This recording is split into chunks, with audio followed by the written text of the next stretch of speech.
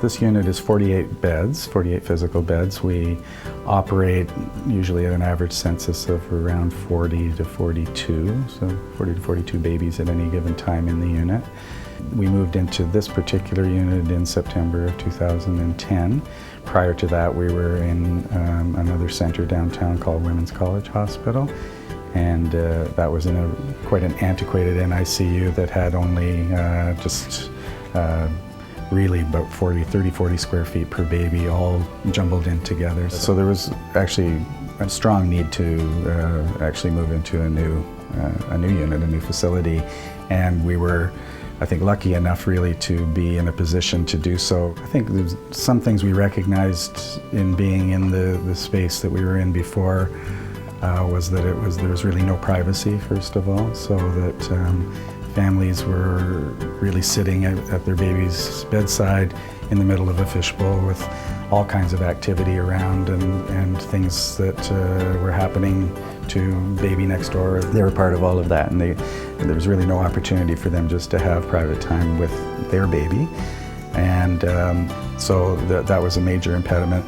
We were also aware that the physical environment that the babies were in was really not optimal for their development, that they were in a place that was very noisy, where there was light, there was lots of activity, and they would be bombarded by a lot of stimuli that were really not appropriate for their stage of development. So it was really not a good environment for these little preemies who were obviously coming out well before the time they're supposed to. And for staff, there were issues as well. The environment we were in before was very frenetic. When you came out after a shift, it would take a while to come down. It was that kind of, you're charged up in that way. And so there was really a need again to try and create a better environment for the staff as well. So it's baby, staff, and families all really not being served well with the previous unit as it was. So those were the things that we wanted to pay attention to with this new facility. Science has developed to the point where they can maintain these babies at an earlier and earlier stage. And what has been wonderful to see has been the fact that as science has developed in terms of the medical care, it has leapt forward in terms of developmental care. And that was the thing that we really got from going to the Gravens conference, was listening to people talking about how literally, if you introduce sound and light at the wrong point in time in a preterm infant's development, you were rewiring their brain. And for me, that was one of those aha moments.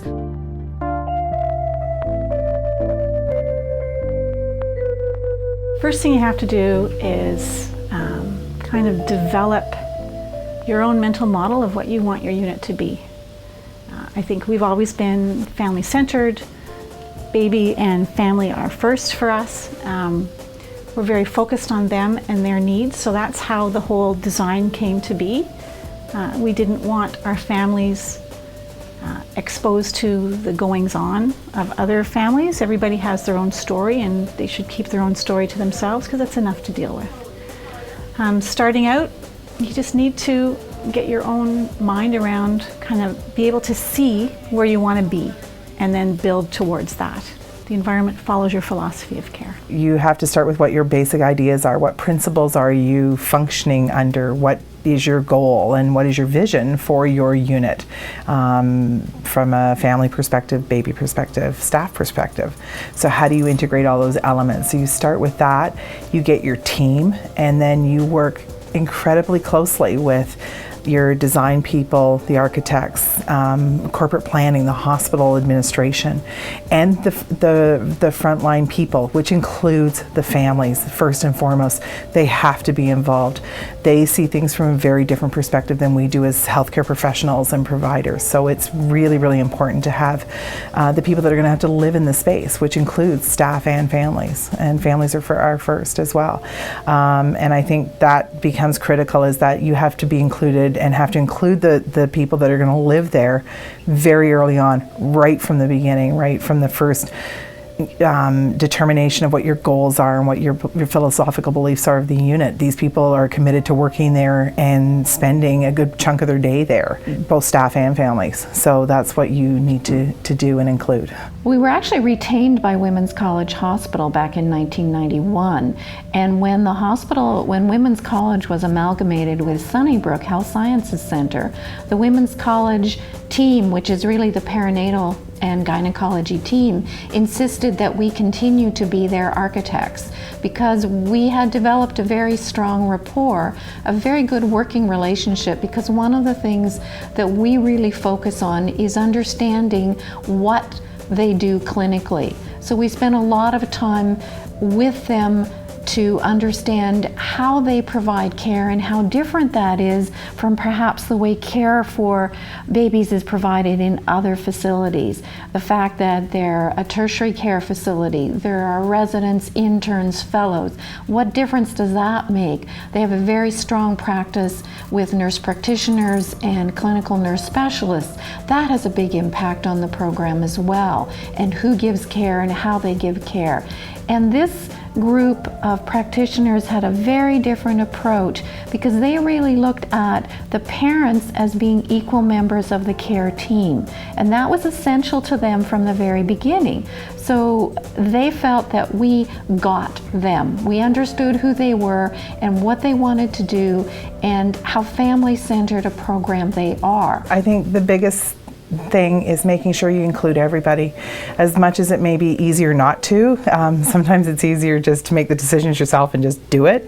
The impact, having people buy into the process, be part of the process, makes them committed to what you will achieve. And it's the people that make the success and make it better than what one person could ever dream. And it's the group of people that are so critical, families and the staff. And you need to have them involved every step of the way. We can't do anything here without their input, and their desires need to be known. There's a saying, I don't know who said it, it's for patient and family-centered care for adults, nothing about me without me.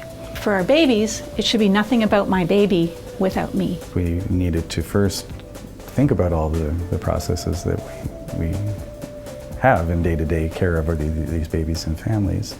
So things like, I don't know, even feeding a baby, you might say. So how is it that the milk gets pumped and delivered to the storage place, and the milk gets then mixed up and gets to the baby and fed to the baby? That changed when we moved because we had a different area for this. Each baby's room has its own fridge to hold the milk, which we never had before. So it was really just identifying each process and getting the individuals who were involved in that process to work through how it was going to take place when we got up here. So had to think about especially the most safety, the areas that might have the most safety impact. So things like resuscitation, attendance at delivery, transport of babies, alarm systems, all of those things that they took a lot of attention to be sure that we would be able to provide care in a safe manner. In our old unit, we lived right next door to our high-risk birthing room. And in our new unit, our high-risk birthing takes place one floor above us. So for us, we were just about hysterical about that change. We were nervous, we were terrified. So we spent a good year with a whole group of people working on that one process, admitting a baby, stabilizing the baby, and transferring the baby down to their ultimate baby space. And I'm happy to say we have not had an issue with that role. It's been smooth. It hasn't come out as we thought it would, but it's evolved to be wonderful. What we lose when we move to a single room unit is the ability to see each other. So for instance, if I walk into my old nursery, I know who's sick. I know who's got a lighter assignment, who can take more work, just by looking at their faces, the nurse's face. I know when a nurse needs help almost before she knows, because she'll go into the bed and go, oh, so I will immediately go and help her. In the new unit, the one thing that I think has been a big change is we have to learn to ask for help. So in our new unit, we have a code pink button on one arm, and we have a code pink and a nurse call button on the other arm. So if I need help, but it's not urgent, I press staff assist. If it's urgent, I press my code pink. We also have a communication device. Whatever communication device you choose, think very, very carefully. We looked at handheld and hands-free. So I sort of went into a bed and I thought, what would I do if I need help right away and I'm bagging my baby? I can't dial a number. So I think ultimately that's why we went with the hands-free device, where I just press a button and say, call NICU RT, and then the RT would come and help me. So your communication device is a huge decision for anyone moving to a single room. We are so process-based that what we do is meet with the users many, many times, because the first time you meet with someone, you're not going to get the full story. You can't. Nobody can think it through that completely. So what we did was a whole series of drawings at larger and larger scales showing what the spaces would look like. And we worked with all of the other users, not just the nurses and the doctors, but also the RTs, the pharmacists, the people from the lab, the people from supply and services. We brought them into the process as well and asked them, for example, diagnostic imaging. How are you going to bring your equipment into this department? Are you going to bring it into this department, or are you going to take the babies elsewhere? And because the hospital was moving sites, there were a lot of processes that really had to be developed. So the hospital had a parallel process while we were going through the design planning process of developing a lot of these protocols.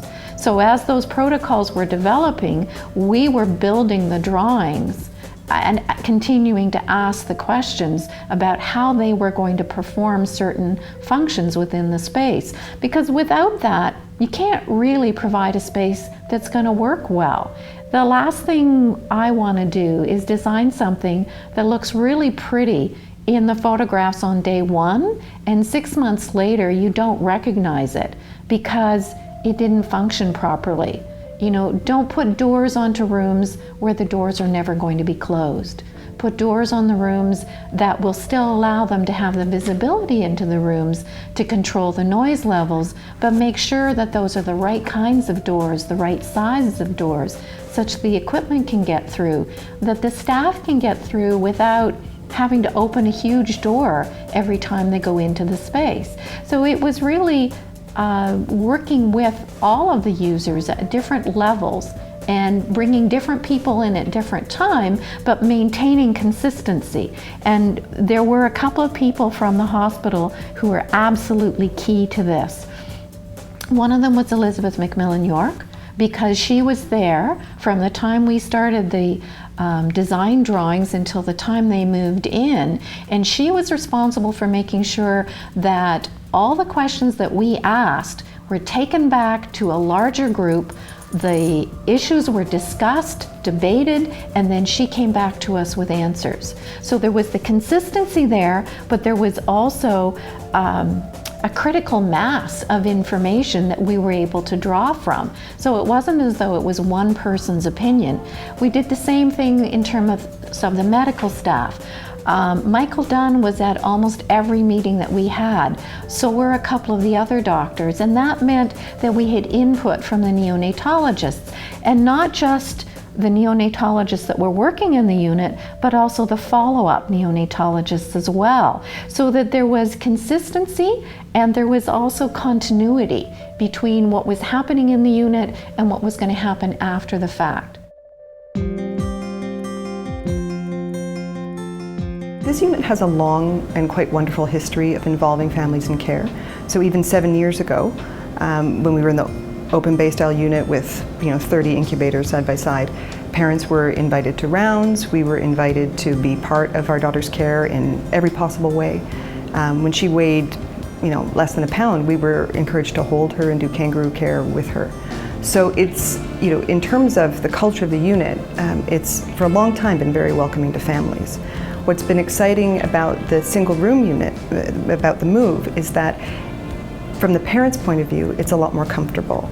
It's a lot more private, it's quieter.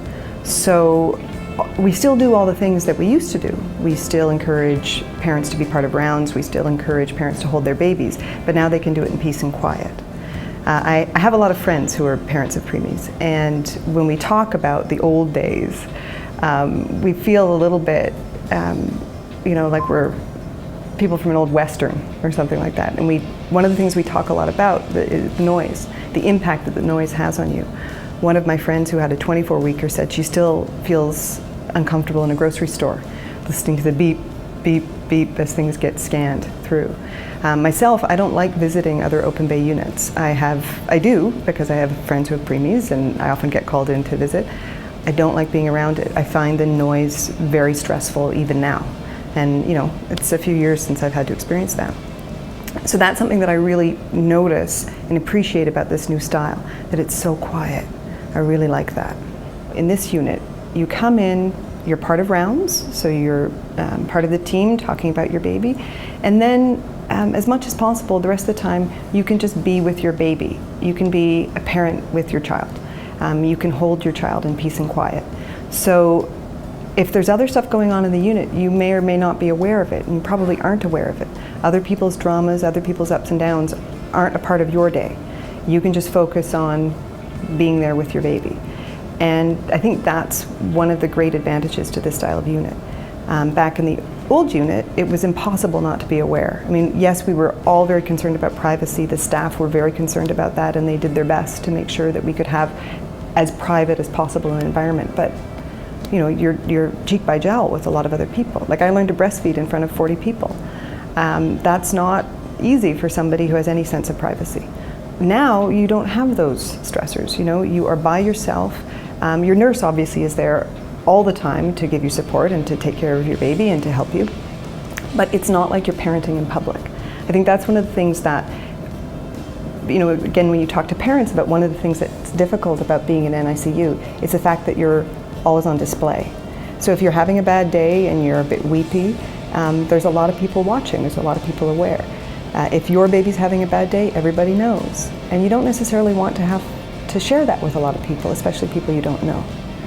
So a lot of people talk about one of the disadvantages or the potential disadvantages of a single room unit being isolation. And I think that that's something that before we made the move, I think as a team we took really seriously. A lot of people talked about it, a lot of people put a lot of thought into what we were going to do about that. So some of the things that we did that I think have been really effective, we created a really beautiful shared space for families. So we have the parent lounge, which is a nice place to be. There's sort of cafe seating, there's a little area for siblings with children's books and all that sort of thing. And it's a nice space to be. So that, yes, you're in your room with your baby a lot, but you also have someplace else to go that's nice where you can be with other people and you can interact with other families. Because that interaction with other families is important. They are the other people who know what you're going through. They can be great people to talk to and you want to connect with them. So having that space is really important. The other thing that we've done that I think is really important is that we've created a lot of programming for parents. So these are fixed appointments every week. We have an education session every Monday. We have a social session every Thursday. We have pizza night twice a month. And we also have a lot of special celebrations for Halloween, that sort of thing. We made Halloween costumes for preemies last year, which was wonderful. We had a lot of superheroes, a lot of ballerinas. But we try and do those things and encourage parents to come together. Because yes, we've created this whole environment so that parents feel safe and comfortable being in their rooms with their babies, but we also have to encourage them to come out of their rooms and be with other people. So I think that isolation could be a risk, but you can create programming and structures to accommodate that or to deal with that. So one of the most important philosophies or decisions we made was that no parent ever have to ask permission to come in and see their baby, and no parent would ever have to wait until a caregiver was finished with their infant to actually do hands-on care. So we developed this dual access to the room. We have a family entrance, so the families have their own corridor that they have an electronic fob that gives them access to the main entrance, the family corridor, and their baby's room only. They can't get in any of their baby's room. and it works great. So family comes in, the mother or the father or both put down their stuff, they do hand hygiene. The joy of our design is that the mother can then, or the father, can go right up to the bed and start doing care. If I'm doing care, they do care with me. They don't have to wait until I'm finished, no matter what is going on.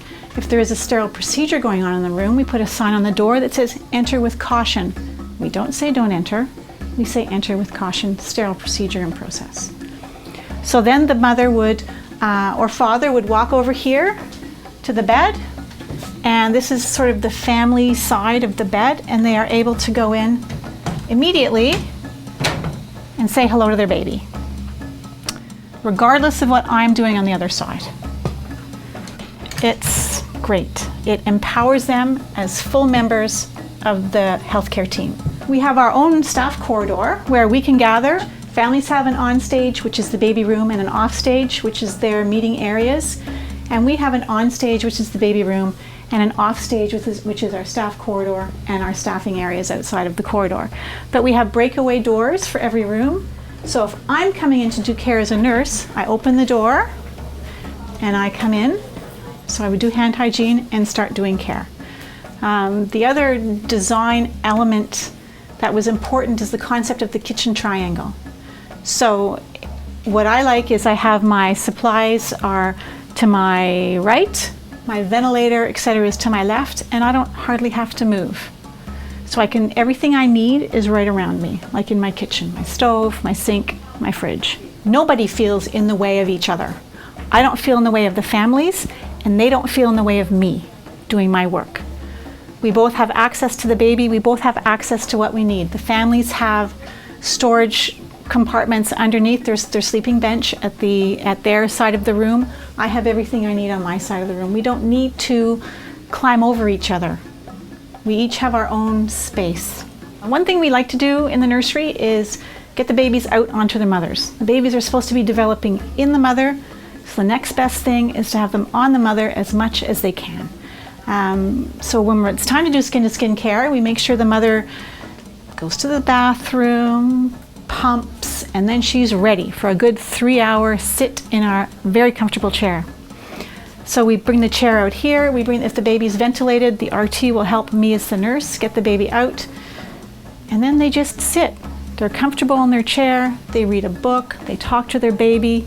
We do have a staff assist cord that we give to the parent if they need it while they're kangarooing and we're not in the room. Then they can call us if they need help. Generally, we do close the door and the curtains when they're doing kangaroo care, even on ventilated babies. That was a bit of development for us to be able to trust the system to work. But once we trusted the system, we just close the door and close the curtains and leave the family on their own. So this is the chair. So in the beginning, we put the baby on the mom. And once she's more comfortable with the transfer process, we do standing transfers where she actually picks the baby up and then sits down. The chair is very comfortable. As you can see from this angle, I have access to my door, I have access to the mother and the baby, and I have access to my ventilator should I need it. Should I need to adjust anything, it would be sitting back here. And the mother has the staff assist button kind of pinned to her. So if she needs me when I'm not here, she can call me. I don't think the sink is absolutely necessary. We don't really have to wash our hands that much anymore. It's more hand hygiene does a better job. Our sleeping bench, it's not the most comfortable bed in the world, but it allows a parent to stay if they want to stay. We try to be, I work night shift, we try to be quiet when they're in here, and it generally works out. I did have one mom who would go home at night to sleep, and she would come in during the day, and her baby was quite small on the jet ventilator, which is a loud machine, and she would lie down here and snore for 4 hours. I was like, why are you so tired? What's going on at home? She was like, just can't sleep at home without the sound of his machine. Aw, how great was that to be able to offer her the opportunity to get some quality sleep. So, and if we need to have two parents, if two parents want to stay over, we have a portable kind of single bed that we would bring in so both parents could stay. So one of the things we're very conscious of in designing a newborn intensive care room is sound. So the lovely colored panels up above are actually sound absorbing tiles. And the floor is rubber, and the ceiling tiles are special sound absorbing tiles. So it decreases the background decibel level to the room.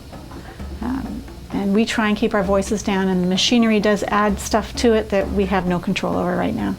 Medications and feeds are delivered to each baby's room, which has eliminated breast milk errors, and it has really cut down on medication errors. So if our families want privacy either to sleep, or if the mom wants to pump, or they just don't want to look at me anymore, they can pull the curtain. We had originally wanted doors, but because of fire codes, we couldn't have doors because of sprinklers, etc. So at night, if the families are sleeping, we can turn almost all the lights out and just have one light, and we also have a spotlight that goes over the bed. Our monitoring system, outside the room, we have a computer, and we have the ability to see our baby's monitor screen on the computer outside the room, which is very important. So I can bring up 3 babies out there, so I can see all of my babies at one computer station. I can also bring up my other babies on my assignment on the computer in this infant's room, so I can see what Johnny's doing while I'm taking care of Susie. So if I was taking care of this infant and the baby was kangarooing, I would shut the door, I would pull the curtain, I would come out here, and up on this screen would be this baby's monitor screen. So it would give me confidence that I can actually monitor the baby, and I would go in whenever they needed me.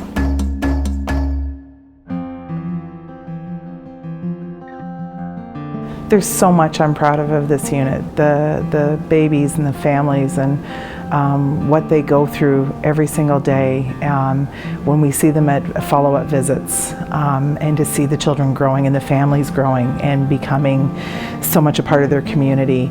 And we see these children for years afterwards, and they come back, and they always come back to visit us. I'm so proud of the staff and what we do and what we continue to do, and the people that have so much passion for what they do every single day. And you know, we're in these families' lives for such a short period of time, and we have had such a huge impact. We have no idea what we do and what our lasting effect is. But it's hopefully to make things better for the babies and the families. So what I'm most proud of is when we see these kids come back, and they're, 5 and 6 years of age, and they're or older, and they're going to school, and they are meeting life head on as a full family. That's what I'm the most proud of.